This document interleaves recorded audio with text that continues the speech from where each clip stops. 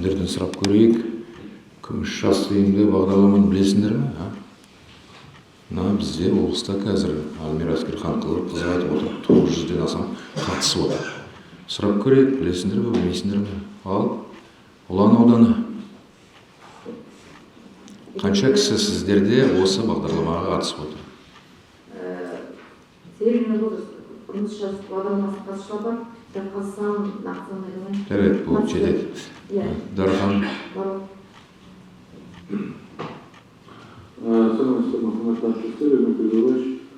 Бізде де үлкен сұранысқа ие, қазір нақты санын айтуға қиналып отырмын. Жаңағы Алмат.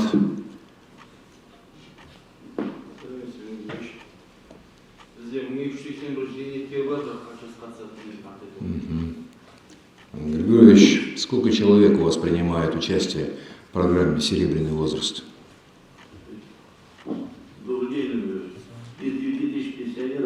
Более 7 тысяч. Ну как 7 тысяч, если вот сейчас Альмира Аскерхановна сказала, всего вообще по республике 10 тысяч человек, из них восточноказахстанцев 900. Как 7 тысяч у вас может быть?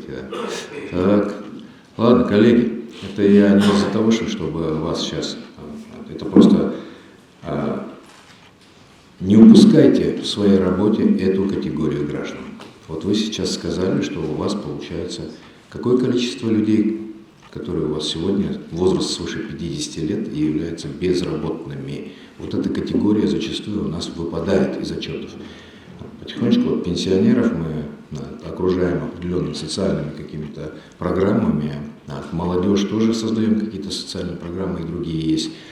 Но в целом, то есть как бы многие сами трудоустраиваются, а вот люди в возрасте, как я говорил, свыше 50 лет, они полны сил, знаний, умений, у них есть большой опыт, зачастую оказываются уже невостребованными. Ну, ситуация это не секрет.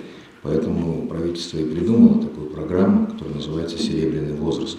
Надо активно принимать участие, надо просто сесть с управлением вместе отработать. Я так понимаю, с другой стороны, наверное, Альмира Аскерхановна, вы не можете достучаться до каждого акима, вот они сидят здесь. Давайте в следующий раз я спрошу у вас, Иоакимов, круг должен быть намного шире.